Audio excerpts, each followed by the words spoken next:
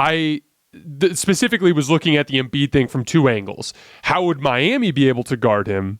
And then would Miami be able to handle him underneath the basket on the defensive end of the floor? We'll get to that in just a minute. So from the start, what I thought was really interesting is I was expecting them to try to keep Bam Adebayo on Embiid as much as possible because of single coverage. And when they did try to attack, when they did try to post up Embiid against Bam, they did stay single coverage. There wasn't any sort of double team, and Bam did a great job in those settings, made Embiid settle for jump shots. Embiid was not getting good shots there. That's a great sign looking forward for the series with Miami on defense, knowing that they don't need to double team Joel Embiid on those post ups, right?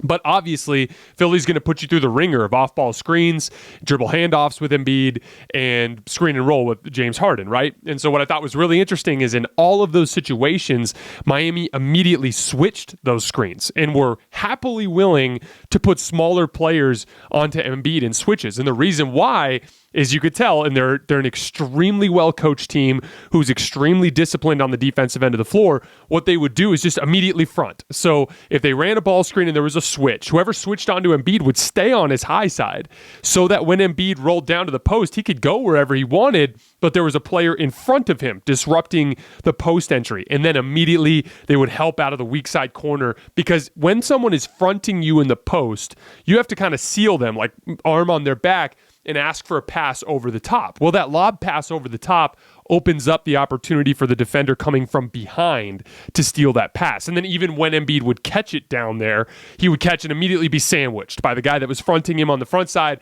and the guy that was helping on the backside. So Embiid would have to hold the ball high. He couldn't come down with it or he'd get stripped. It was a really complicated situation for him down there. And Miami did an excellent job in all of those settings. Credit to them for having an excellent scheme and then having a player in Bam Adebayo that makes it so you can't attack him in single coverage. So you can't just come down the floor and dump it to him in the post.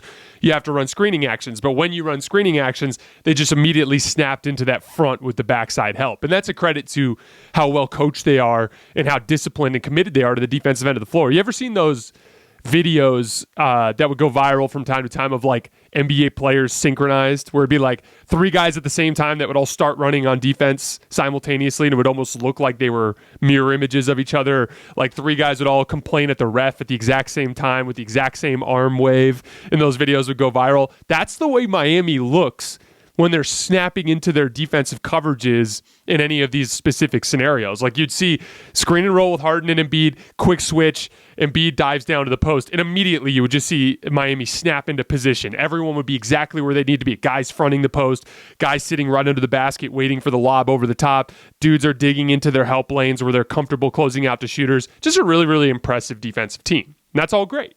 But the problem is all year long, I told you guys I was concerned about Miami's half-court offense, particularly down the stretch this year. They really struggled in that specific area.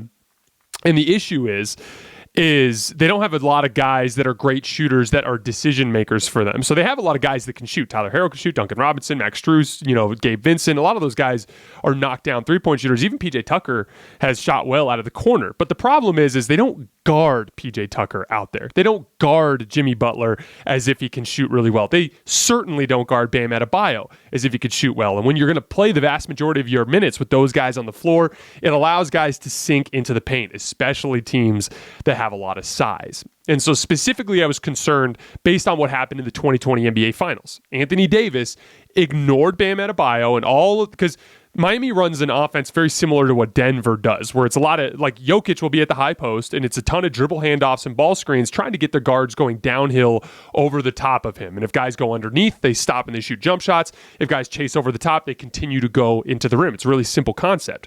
But part of the reason why it works is you have to press up on Jokic, because Jokic will turn and shoot on you. But the issue there, too, is if you get press up on Jokic, he can kind of spin off of you because he's so good with his body position that he'll get into the lane, too. The problem is with Bam Adebayo, you do not have to press up on him at the high post in those situations. And so I was always concerned that a real rim protector would be able to utterly flummox this Miami offense, because they'd sink off of Bam and just sit into the basket and disrupt everything, just like Anthony Davis did in the 2020 Finals, which was a massive swing factor in that series. Obviously, LeBron was the most important player on that team, but in many of those postseason series, Anthony Davis as a defensive weapon was just a massive swing factor in those series. Well, It went exactly as I would have expected tonight. So to give you an idea, the in game 1 and 2, Miami averaged 47 points in the paint in those two games. Game 3, with Joel Embiid playing, 28 points in the paint. So basically 50% reduction, a 33% reduction in your paint production based solely on having Joel Embiid in there, which automatically led to them scoring in the 70s. And what you saw too is you could literally see it, kind of the dynamic taking place on the floor. Like Bam at the top of the key, dribble handoff to someone like Kyle Lowry. Kyle Lowry kind of gets downhill. Embiid ignores Bam and kind of like corrals Lowry, right around the elbow. And Lowry has to swing it to the other side, at which point Embiid drops back. Then it'll be Jimmy Butler, and he'll come flying off. And Embiid kind of corrals Jimmy Butler until he has to kick it out. And then it'll be like Gabe Vincent or Max Strus or somebody coming over the third time. And you just see Embiid kind of corralling everything from right around the charge circle because he just doesn't have to guard Bam Adebayo. That's the trouble there. And as a result, it led to these extended stretches where Miami couldn't score. They had a 5-minute stretch in the first quarter, 0 points. They had another 3.5-minute stretch spanning from the first to the second quarter where they did not score. They had a 4-minute stretch stretching into halftime and just after halftime where they went completely scoreless. And then spanning the third and fourth quarters, they had another 4-minute stretch where they went completely scoreless. That's 4 separate stretches that were at least 3.5 minutes long where Miami could not score a point.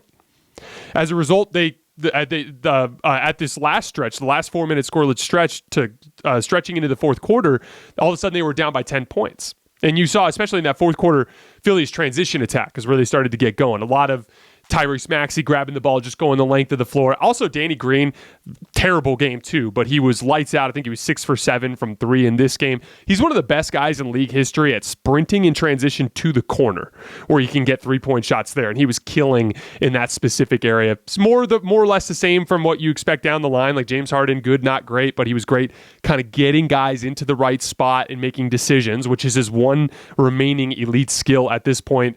And again, Tyrese Maxey is just so important as that sole transition force getting out after Philly gets stops. Really interesting series to see moving forward. Again, Miami was bought a 2-0 lead by virtue of the Joel Embiid injury. So obviously, Philly has a lot to overcome here. But if they can't figure out how to score on Joel Embiid in the paint with Bam Adebayo on the floor, there could be some serious issues moving forward with Miami's ability to score. And they still have to notch 2 more wins against this defense. So right now, I'm refraining from making a pick at this point because I'd like to see one more game. But after game 4, I'll try to make a pick. Again, originally, if I thought Embiid was available for all games of the series, I would have picked Philly in 6. But obviously, just tossing Miami 2 for games makes that really, really hard to do.